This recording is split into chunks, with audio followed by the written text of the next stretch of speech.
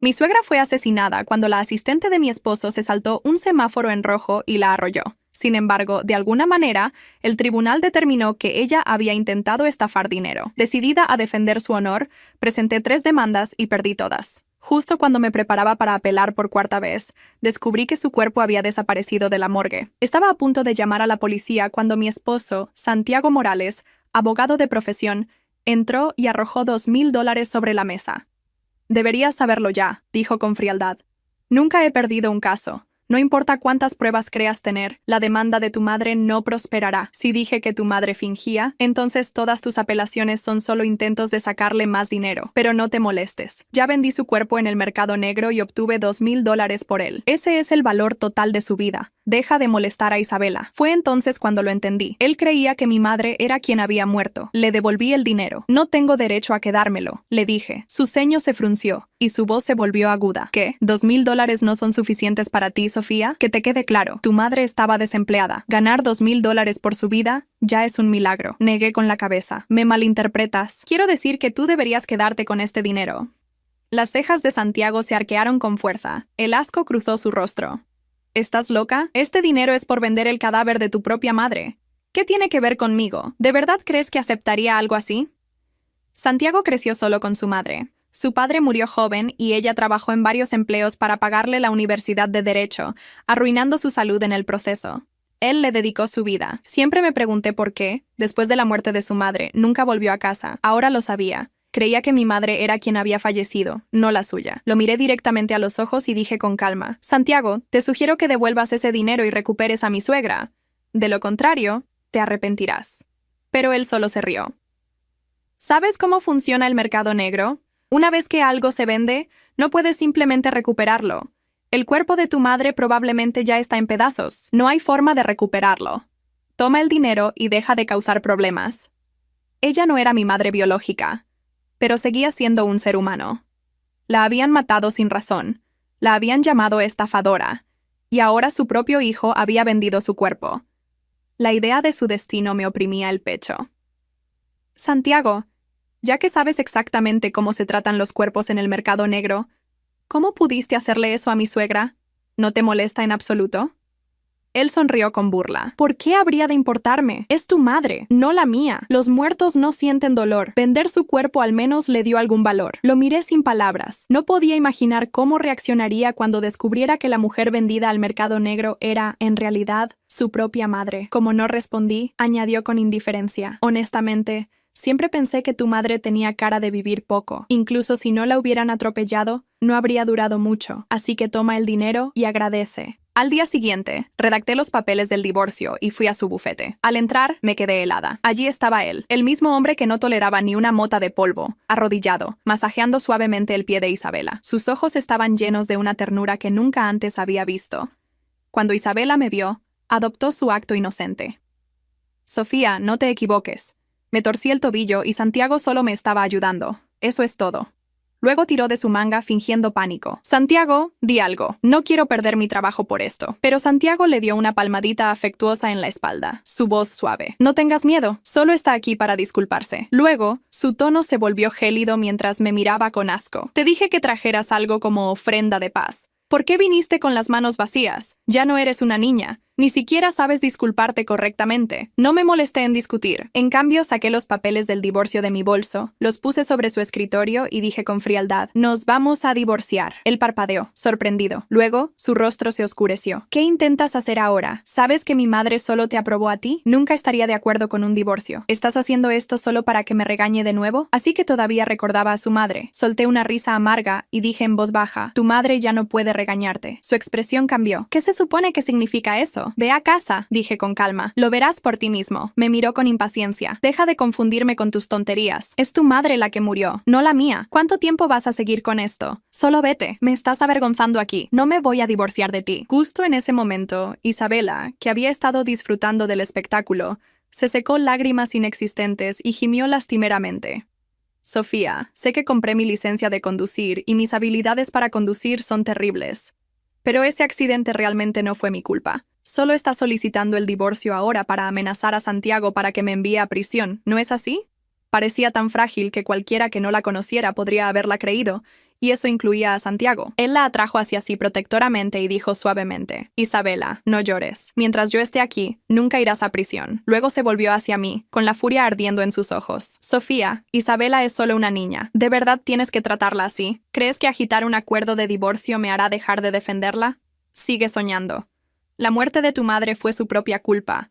No obtendrás ni un céntimo de compensación. Y si te atreves a tocarle un pelo a Isabela, espera lo peor». Lo miré al hombre que una vez juró defender la verdad y la justicia, ahora protegiendo a la mujer que había matado a su propia madre. La tristeza que sentí era indescriptible, pero ya había terminado. Respiré hondo y dije lentamente, cada palabra firme y fría: «Este matrimonio ha terminado». El rostro de Santiago se torció de rabia. Arrancó los papeles del divorcio, los hizo trizas y arrojó los pedazos al aire. «¿Así que realmente quieres divorciarte de mí? Te daré lo que quieres, pero déjame dejar esto en claro. Si nos divorciamos, yo escribiré el acuerdo. Me aseguraré de que lo pierdas todo y salgas de este matrimonio sin nada más que vergüenza. También me aseguraré de que mi madre vea qué clase de nuera adoraba. Una mujer vil que usó la muerte de su propia madre para estafar dinero y presentar demandas falsas. A través de la ráfaga de papeles triturados que flotaban a nuestro alrededor, capté sus ojos fríos y vengativos, y la pequeña sonrisa satisfecha que se curvaba en los labios de Isabela. Aún así, no dije una palabra. Simplemente me di la vuelta y salí del bufete de abogados de regreso a casa. Empaqué mis cosas en silencio. Cuando bajé mi maleta por las escaleras, un gran grupo de personas ya se había reunido. Quedé aturdida, deprimida. Intentó quitarse la vida varias veces. Menos mal que su esposo es un abogado justo que defendió la justicia en lugar de ponerse del lado de su esposa codiciosa. De lo contrario, quién sabe por lo que habría pasado esa pobre chica. Y ahora, porque él no la ayudaría a estafar a la gente. Ella lo está amenazando con el divorcio. Mira sus maletas. Ya están hechas sus acusaciones. Atravesaron el aire como cuchillos. A través de la multitud, vi a Isabela y Santiago de pie en la parte de atrás, ambos mirándome con satisfecha complacencia. Así que este era su plan: usar una transmisión en vivo para destruirme. Y funcionó. La reacción fue instantánea. Los transmisores en vivo fueron implacables,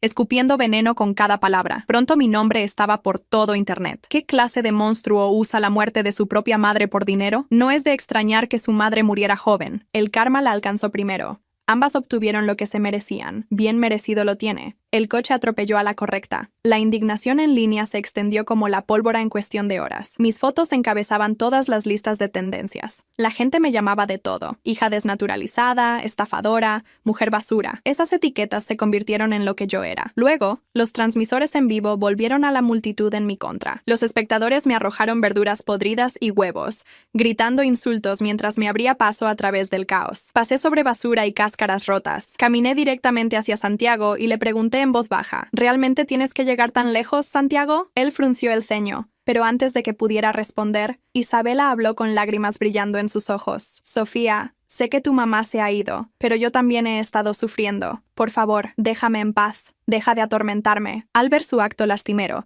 la mirada de Santiago se suavizó al instante. Luego se volvió hacia mí, su tono lleno de frío desprecio. «Sofía, te buscaste esto. Fue atropellada porque estaba fingiendo un accidente. No deberías haber arrastrado a Isabela a través de interminables demandas.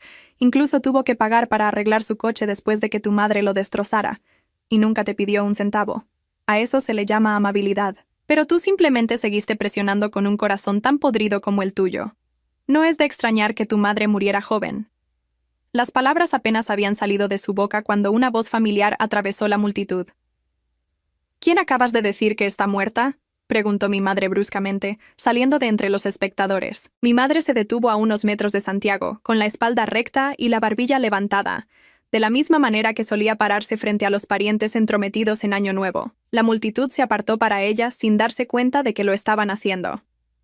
«Señora López, ¿quién acabas de decir que está muerta?», repitió mi madre, su voz clara y firme, porque la última vez que revisé, estaba comprando cebolletas abajo. Los transmisores en vivo bajaron sus teléfonos. Murmullos confusos ondearon a través de la multitud. Alguien susurró: «Espera». Entonces, ¿de quién robaron el cuerpo? Otro murmuró: «Nos equivocamos de mujer». La mirada de Santiago iba y venía entre mi madre y yo. Parecía como si alguien le hubiera quitado el suelo de debajo de los pies. Por un largo segundo, vi cómo la comprensión se le subía por la garganta y lo ahogaba. «Sí, si tu madre está viva, entonces el cuerpo era el de tu madre», terminé suavemente. Luego miré las lentes que aún apuntaban a mi cara. «Eres Lev, ¿verdad? Sigue transmitiendo. Un silencio cayó sobre la multitud. Incluso Isabela, que se había estado aferrando a la manga de Santiago con un labio expertamente trémulo, se quedó quieta. Presenté 3 demandas, dije frente a los teléfonos, porque la mujer que murió en esa intersección era mi suegra, la madre de Santiago. Trabajó en 2 empleos para pagarle la escuela de Derecho. Tenía las manos más amables. Preparaba sopa para el portero de nuestro edificio cuando se resfriaba. Enviaba paquetes de ayuda a los niños del refugio cada invierno. Fue atropellada en un paso de peatones por la conductora que estás protegiendo. Incliné la cabeza hacia Isabela, quien se estremeció después de que el tribunal la llamara estafadora. Su cuerpo desapareció de la morgue. Esta tarde, mi esposo me dijo que lo vendió en el mercado negro por $2,000. Señalé las cámaras. Todos ustedes lo grabaron burlándose de mi madre por valer tan poco. Ahora pueden grabar esto. No era mi madre, era la suya. El único sonido fue el de una paloma que se alejaba volando de la barandilla. Luego, todo se rompió. «¡Reproduce el clip!», gritó alguien. «¡Rebobina!». Y en algún lugar, en 10,000 pantallas a la vez, las palabras anteriores de Santiago se reprodujeron en un audio nítido y condenatorio. Ya vendí su cuerpo en el mercado negro y obtuve 2,000 por él. Los muertos no sienten dolor. Deja de molestar a Isabela.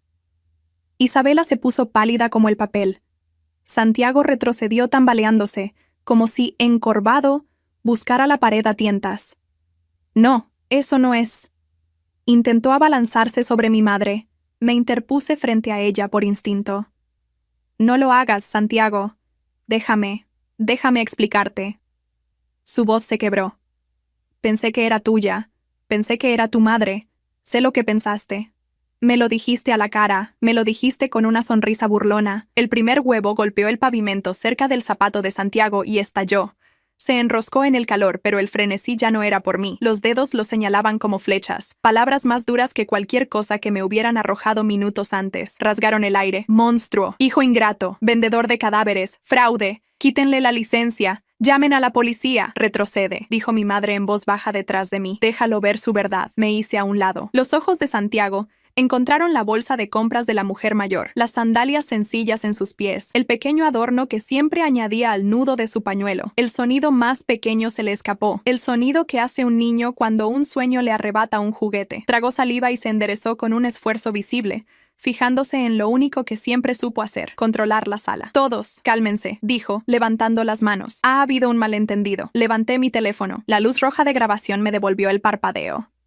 «No, no lo ha habido, Santiago». «Por favor», siseó Isabela, acurrucándose a su lado. «Termina la transmisión. Esto es un asunto familiar. Podemos hablar en privado. Borra la parte donde tu jefe ordenó que se vendiera un cuerpo humano, como chatarra», le espetó una mujer de la multitud. «Donde mataste a un peatón y te libraste de los cargos llorando no lo hice». La voz de Isabela se quebró. «Ahórratelo», espetó alguien más. «Las imágenes de la cámara de tráfico eran públicas. Te pasaste el semáforo en rojo». Mi pecho se sentía paradójicamente hueco y lleno. El dolor y la furia eran mareas gemelas en mí, y las había cabalgado durante tanto tiempo que se sentían como el clima. Pero ahora había algo diferente en el aire, la caída de presión antes de que una tormenta rompa el calor. Bajé mi teléfono y le hablé a Santiago, no a la multitud. «Tienes 24 horas para decirle a la policía a dónde enviaste el cuerpo de tu madre y a quién. Si falta una sola parte de ella, eso está en tu conciencia. Si quieres salvar una astilla de tu alma, la recuperarás». La compostura de Santiago se quebró. El miedo brilló desnudo en sus ojos. «No sabes cómo funciona ese mundo». Una vez que ella está dentro, se detuvo, apretando la mandíbula. La multitud estalló de nuevo, con los teléfonos en alto como antorchas. «Lo admite. Conoce a los intermediarios. ¿Dónde? Nómbralos». Me miró, luego por encima de mi hombro, a mi madre y finalmente a Isabela. Ella intentó tomar su mano. Él no la tomó. «Lo arreglaré», me dijo. «La traeré a casa». «Tienes 24 horas», repetí, y me alejé. Pasé esa noche en el apartamento de mi madre, el que siempre olía ligeramente a naranjas porque secaba las cáscaras sobre la estufa de gas mientras preparaba té. Me senté en la pequeña mesa de madera y recopilé todo lo que tenía: marcas de tiempo de llamadas, copias de los alegatos, los registros de la cadena de custodia de la morgue, la captura de pantalla de la transferencia bancaria de Santiago a una nueva empresa fantasma, servicios para donantes GN Armiage. 2 horas después de que el cuerpo desapareciera, redacté una declaración y la envié a la policía, al Colegio de Abogados del Estado, a 3 periodistas de investigación y al médico forense de la ciudad. A las 2 de la madrugada, La tetera se apagó y mi madre me deslizó una taza hasta el codo. ¿Quieres que me quede despierta contigo? No quiero estar despierta a las 2, dije con la voz áspera, porque ella está aquí y viva, y el mundo se está inclinando de nuevo hacia el norte verdadero. Se me cerró la garganta y me apoyé en su hombro como no lo había hecho en años. La vendió, susurré en la vieja lavanda de su cardigan. Realmente la vendió. Vendió lo que ya había perdido. Mi madre me acarició el pelo. La hija de la mujer que amaba se convirtió en un hombre que solo se amaba a sí mismo. Ese niño murió antes de tocar los libros de derecho. Me besó la sien. Pero tú estás aquí y tu espalda está recta. Eso es lo que tenemos. Dormí 3 horas en la vieja habitación amarilla con el radiador que crujía. Cuando mi teléfono me despertó de un sobresalto al amanecer, la pantalla estaba encendida. Era un incendio forestal. Cientos de notificaciones, docenas de mensajes, amigos extraños, reporteros, un mensaje de voz de un detective, otro de una mujer cuya hermana había desaparecido hacía 5 años, un tercero de un hombre que trabajaba de noche en el hospital, susurrando sobre furgonetas en el muelle de carga. A las 6:12 de la mañana, Santiago llamó. Dejé que sonara hasta que saltó el buzón de voz. Volvió a llamar al cuarto timbre. Respondí. Estoy en el almacén de Riverport, en la unidad C10. No traigas a nadie. Creo que puedo... Ya estoy con la policía. Mentí con calma, poniéndome los vaqueros y atándome el pelo. Quédate donde estás, Santiago. Escúchame. Esta gente... 24 horas, dije, y colgué. Para cuando llegué al almacén de Riverport, el callejón estaba atascado de uniformes y coches indistintivos. Tenía prisa. El estómago se me revolvió. Un técnico con guantes azules comprobaba los números de serie y murmuraba números en una grabadora. En el suelo había un contrato arrugado. Servicios para donantes GN, Armitage. Acuse de recibo, 2000. Un cadáver de mujer adulta completo, sin identificar. No me di cuenta de que estaba conteniendo la respiración hasta que Song me tocó el codo. La encontramos, dijo en voz baja. Hay dolores tan fuertes que sacuden los cuadros de las paredes. Y hay dolores tan silenciosos que el mundo se inclina para oírlos. El mío era del segundo tipo, un pequeño sonido en la cocina de mi suegra, donde me había enseñado a batir los huevos sin salpicar. Me tapé la boca con la mano y asentí, y luego volví a asentir porque aún no podía decir gracias. Santiago estaba fuera de la unidad, flanqueado por 2 oficiales. Parecía un hombre caminando sin huesos. Por un momento su mirada encontró la mía. Se desvió. Los tendones de su mandíbula trabajaban en una molienda atormentada e inútil. Lo vamos a detener, dijo Song. Obstrucción a la justicia. Abuso de un cadáver. Veremos qué más añade el fiscal. ¿Isabela? Pregunté. ¿Está aquí? Song asintió sin inflexión, inclinando la barbilla hacia un Lexus negro que esperaba al final de la fila. Se negó a salir de su vehículo hasta que llegó su abogado. Su abogado está actualmente esposado. La puerta trasera se abrió de golpe. Los reporteros invadieron el callejón. Micrófonos y preguntas volaron. ¿Morales lo sabía? ¿Se va a divorciar de él? ¿Qué les dice a las familias que nunca recuperaron a sus seres queridos? Culpa a Isabela. Formaba parte de la estafa. Miré por encima del desorden, más allá de los tejados que formaban un bajo río de alquitrán, y encontré un cuadrado de azul pálido de luto. Digo que una mujer que se deslomó trabajando para criar a un hijo merece algo mejor que ser traficada después de la muerte. Digo que los tribunales que tildan a las víctimas de estafadoras porque es conveniente, responderán por ello. Y digo que el dolor nunca debería tener que gritar para ser creído. El funeral que planeamos para la señora Morales, una semana después, fue pequeño. Por intención, no invitamos a nadie que me hubiera apuntado con una cámara para llamarme basura. Invitamos al portero, al director del refugio, a 3 mujeres de su iglesia que lloraron sobre las tapas de las cacerolas, como si sus manos no pudieran sostenerlas firmes. Pusimos su foto en el piano que había comprado de segunda mano para Santiago, después de su primer recital escolar, y la luz del sol a través del viejo cristal formaba halos de polvo alrededor del marco.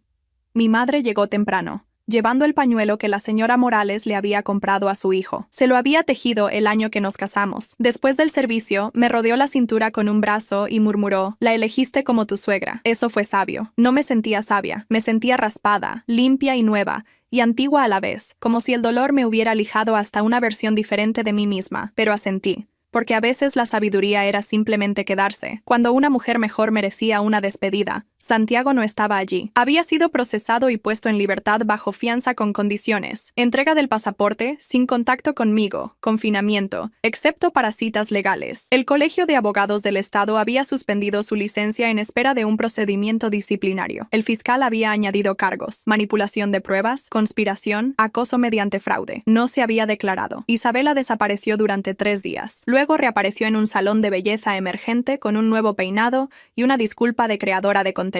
Nunca quise hacerle daño a nadie. Por favor, respeten mi proceso de sanación. Los comentarios se incendiaron. Lo vi todo con desapego, la calma de alguien que ya había caminado por la casa después de las llamas y contado lo que el fuego no se llevó. Lo que me quedaba era suficiente. Todavía tenía mi trabajo en la clínica legal comunitaria. Mi directora, Rosa, me había puesto en licencia pagada la semana de la redada y me trajo de vuelta el lunes después del funeral con un abrazo que me partió la espalda y una pila de expedientes de admisión. Te dije que no despedimos a las mujeres por estar casadas con tontos, dijo enérgicamente. Puedes empezar con los casos de desalojo y si un solo reportero te molesta, se lo daré de comer a la fotocopiadora. Mi madre insistió en que me mudara a su habitación de invitados, hasta que el heredero de mi apartamento lo olvidara. Le pagué la mitad del alquiler, arreglé el grifo del baño que goteaba y le enseñé a usar un gestor de contraseñas. Por la noche, cuando la ciudad se suavizaba en sirenas lejanas y voces de pasillo, escribía declaraciones de testigos y practicaba la respiración, y me preparaba para el juicio. El abogado de Santiago, de oficio, porque sus bienes estaban congelados en espera de decomiso,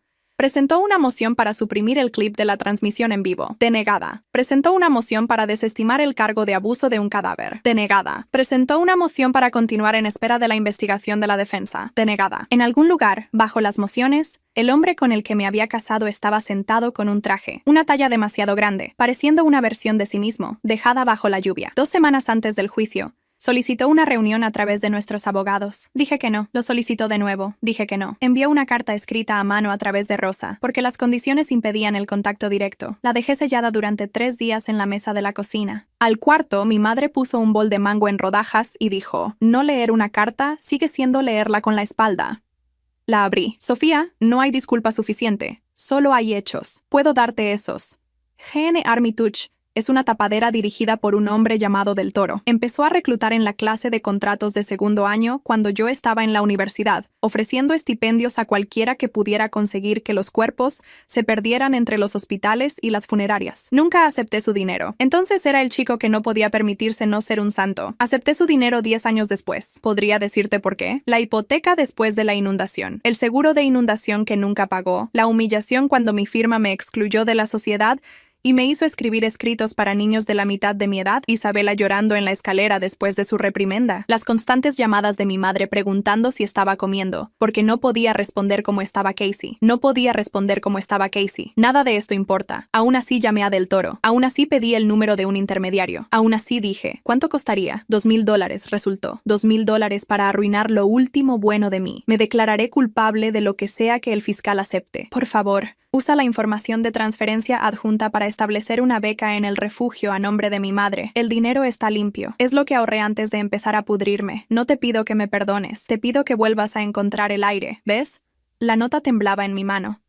La dejé y comí el mango que mi madre había cortado, bocado a bocado, hasta que el bol estuvo vacío. Luego llamé a la detective Song. Su carta menciona un nombre, Del Toro. Palmer, estaba a punto de llamarte, dijo sombríamente. Hemos registrado un almacén junto a los muelles mañana. Adivina qué nombre aparece en 3 contratos de alquiler. GN Armitage. Resultó que la corrupción no se pudre en silencio para siempre. Apesta. Y si sigues el olor, encuentras el desagüe. El fiscal añadió cargos de crimen organizado para 6 hombres, una mujer y una corporación fantasma, con 4 cuentas bancarias. Las familias a las que se les había dicho durante años que sus seres queridos nunca serían encontrados recibieron llamadas telefónicas, visitas, y en las tragedias afortunadas, restos. La mañana en que Del Toro fue procesado, Isabela publicó una foto en un bar de jugos con la leyenda, elijo la luz. Los comentarios publicaron el clip de ella gritándole a un encargado de estacionamiento 2 meses antes, mientras blandía una placa de discapacidad falsificada. Internet, habiendo aprendido una nueva forma para su indignación, giró. Su patrocinador la dejó. La boutique donde había comprado sus cristales de sanación la vetó de las instalaciones por la seguridad del personal. Lloró en directo. 200,000 personas lo vieron y no enviaron dinero. No lo vi. Tenía otro trabajo. Por eso, 3 semanas después, cuando el Colegio de Abogados programó una audiencia disciplinaria y el fiscal dijo que una audiencia de cambio de declaración para el caso penal el mismo día, marqué ambos en mi agenda y le compré a mi madre un ramo de los pequeños lirios blancos que le gustaban. No tienes que ir, dijo, cortando los tallos sobre el fregadero. No tienes que verlo arrodillarse. Creo que sí, dije. No por él, Por mí, por ella. En la audiencia del Colegio de Abogados, las preguntas del panel fueron quirúrgicas. Señor Morales, ¿mintió sabiamente al tribunal sobre la identidad de la víctima? ¿Conoció a un empleado de la morgue para facilitar una entrega a un tercero? ¿Instruyó a su cliente, la señora Torres, para que reconstruyera su narrativa de tráfico para minimizar? Santiago respondió, sí, a cada una. El último, sí, hizo que algo detrás de sus ojos se arrugara. Lo inhabilitaron antes del almuerzo. En la audiencia penal de esa tarde, se puso de pie para declararse. La sala del tribunal estaba casi vacía. Un reportero en la parte de atrás. La detective Song no estaba allí. Isabela no estaba allí. Había sido acusada por separado de homicidio vehicular y había solicitado mudarse a otro estado para un nuevo comienzo. El juez denegó la moción. ¿Cómo se declara, señor Morales?, preguntó el juez. Culpable, dijo, su voz clara por primera vez en meses. No me miró. El juez fijó la sentencia para dentro de 30 días y lo envió a prisión preventiva. Cuando los agentes se movieron para esposarlo, levantó las manos como si hubiera estado practicando el movimiento solo en una habitación. Song me tocó el antebrazo. Hiciste más que enterrar a un hombre, dijo en voz baja. Desenterraste un sistema. No lo hice sola, dije. Acabaste conmigo. Ella sonrió. Te pondremos en una valla publicitaria. Todavía vamos a tomar un café, invito yo. Casi dije que sí. Entonces mi teléfono vibró. El mensaje de texto era de un número desconocido. Señora López, soy el secretario del juez Guaderil. Revisó las transcripciones de sus acciones civiles anteriores, incluidas las imágenes de tráfico, sus declaraciones juradas y las admisiones grabadas del señor Morales. Su señoría concede su moción para anular las sentencias con perjuicio y aprueba su petición de daños y perjuicios para el patrimonio de la señora Morales. Por favor, vea la orden adjunta en el pasillo. Las luces fluorescentes se volvieron borrosas por un segundo. Parpadeé para volver a enfocarlas y abrí el PDF. La orden era real, estaba firmada.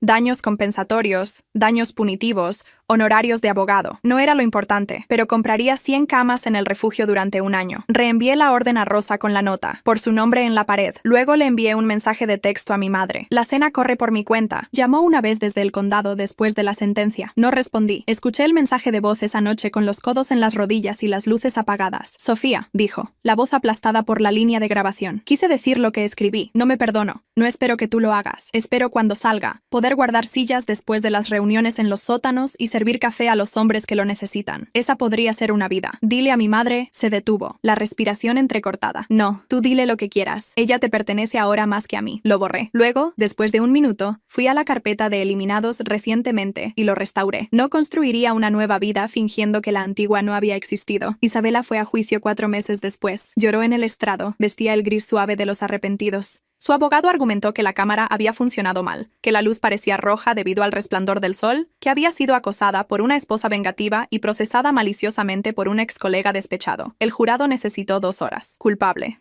3 años. Libertad condicional después. Suspensión de la licencia. El juez la miró por encima del borde de sus gafas y dijo, «Sugiero que aprenda a caminar». Fuera del juzgado, un reportero me alcanzó en los escalones. «Señora López, ¿algún comentario?» «Sí», dije. Hay una mujer en nuestra ciudad que necesita ayuda con el alquiler este mes, porque su arrendador abusivo piensa que el desalojo es un rasgo de personalidad. No pongan mi cara en las noticias, pongan la suya y pongan el enlace de donación del refugio debajo. El segmento de esa noche mostró una foto borrosa de la mujer y un enlace claro.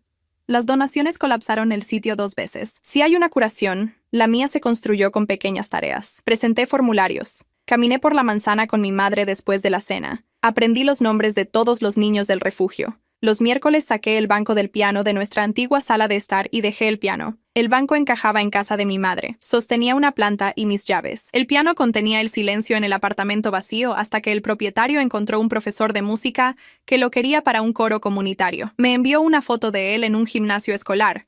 Niñas con uniformes cantando con la boca abierta como la luz del sol. Firmé los papeles finales del divorcio 6 meses después de la sentencia. Mi abogada deslizó el decreto sobre la mesa. «Eres libre», dijo en voz baja. «Si esa palabra se aplica a alguno de nosotros, se aplica», dije. Y así fue. No como fuegos artificiales, no como un grito. Se aplicó como despertar y saber hacia dónde daba la ventana sin abrir los ojos. Esa noche, después de que mi madre se durmiera, me senté en la mesa de la cocina y escribí la última carta de ese capítulo de mi vida. Se la escribí a la señora Morales.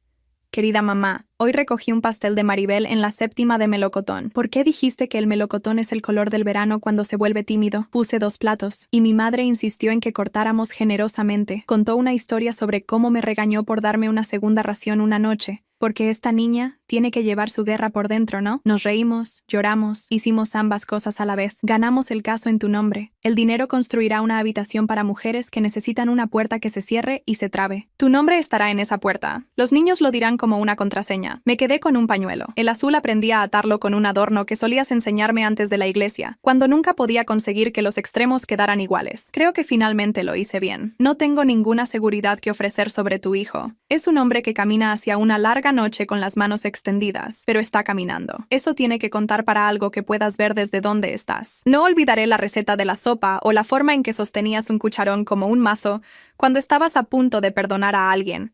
Espero que estés donde el perdón sepa a canela.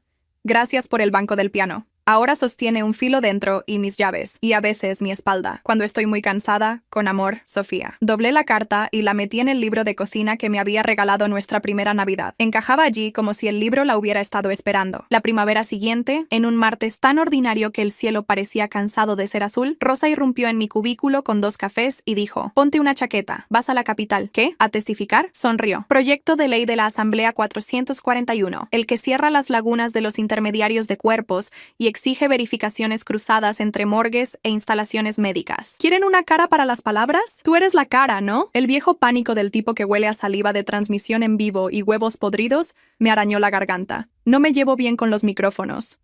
¿Te llevas bien con la verdad?, dijo empujándome la taza. Y los micrófonos son solo la verdad con una columna vertebral. 2 horas después, me senté detrás de una pequeña placa que decía: Esra Sofía López, Servicios Legales Comunitarios. Y le conté a una sala de trajes sobre una mujer que había hecho sopa y amado a un niño, y sobre un niño que se convirtió en una mujer, y sobre un hombre que olvidó su propio nombre hasta que le costó todo, y sobre una esposa que aprendió a dejar de hacerse más pequeña para que la ley cupiera en una caja. Un senador con el pelo plateado me preguntó: ¿qué les dice a aquellos que argumentan que este proyecto de ley agregará cargas a sistemas ya estresados? Pensé en unidades frías bajo neón, en contratos impresos en papel barato, en las manos de una madre. Digo que la carga ya se está llevando, respondí. La llevan los muertos y las personas que los aman. Muévanla. Aprobaron el proyecto de ley fuera del comité esa tarde. Cuando llegué a casa, mi madre estaba picando cebollas. ¿Qué? ¿Los micrófonos son la verdad con una columna vertebral? Respondí, lavándome las manos. Ella resopló. Esa Rosa pone sus eslóganes en el almuerzo. Obtuvimos una votación inicial, agregué. Se está moviendo. Bien, dijo mi madre. El arroz está perfecto. Comimos. Después de la cena, bajé al refugio para ayudar con la admisión.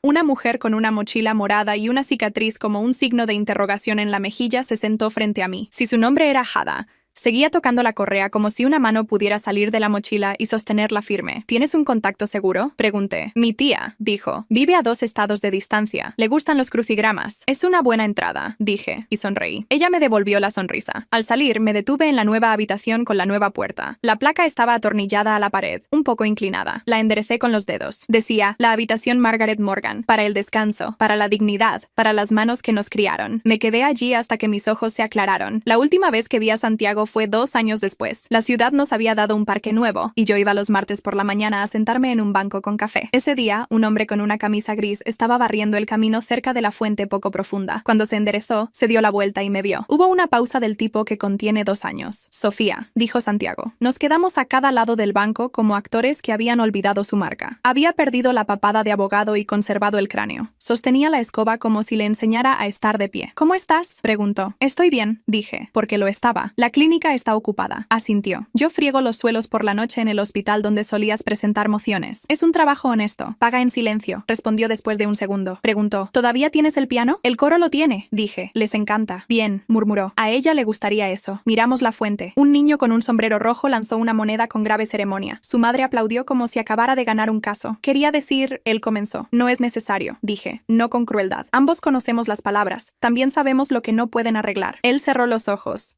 Los abrió. Siempre se te dieron mejor las frases correctas a ti. También dije una vez medio. Sonreí. Luego miró mi mano izquierda. No llevaba anillo. Llevaba una cicatriz en el nudillo de un cúter y tinta de un bolígrafo que goteaba.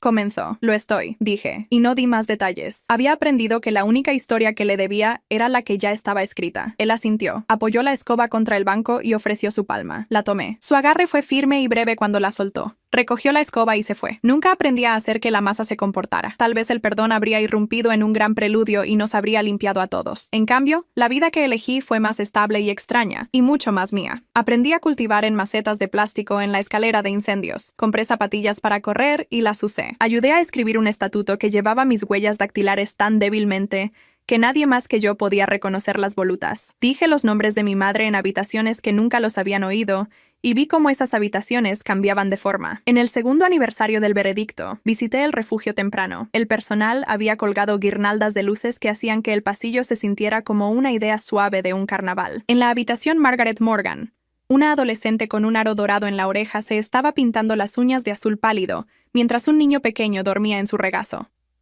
«Lo siento», susurró cuando me vio en la puerta. Se quedó dormido. «Este es un buen lugar para quedarse dormido». Susurré de vuelta y señalé la placa. ¿Sabes lo que dice, Slow? Ella entrecerró los ojos, leyendo cada palabra con cuidado, moviendo los labios. Para el descanso, para la dignidad, para las manos que nos criaron, murmuró. Es bonito. Lo es, dije. Pertenecía a una mujer que amé. Entonces, te crió bien, dijo la chica, y volvió a mirar sus uñas. Con la concentración fruncida, el niño pequeño suspiró. Un pequeño barco asentándose en su amarra de camino a casa. El cielo hizo un milagro silencioso y ordinario y se volvió muy azul. Pasé junto a un violinista callejero cerca de la farmacia. Estaba de pie en el pasillo, mirando el cielo, y escuché una campana de barra y dijo que podía oírla, y la barra se balanceó. Era un llanto hecho a mano, y me alegré mucho de oírlo. Estaba tan harto de él que me eché a reír por primera vez en mi vida. Soñé con eso, así que vine a la farmacia. Demasiados bemoles, pero un arco valiente, y dejé mi último $1 en su estuche. Él sonrió sin romper la frase. En la esquina, me detuve y miré hacia arriba. Mi madre, en su ventana, sostenía un cuenco como un trofeo. Naranjas. Me lo meneó hasta que me reí.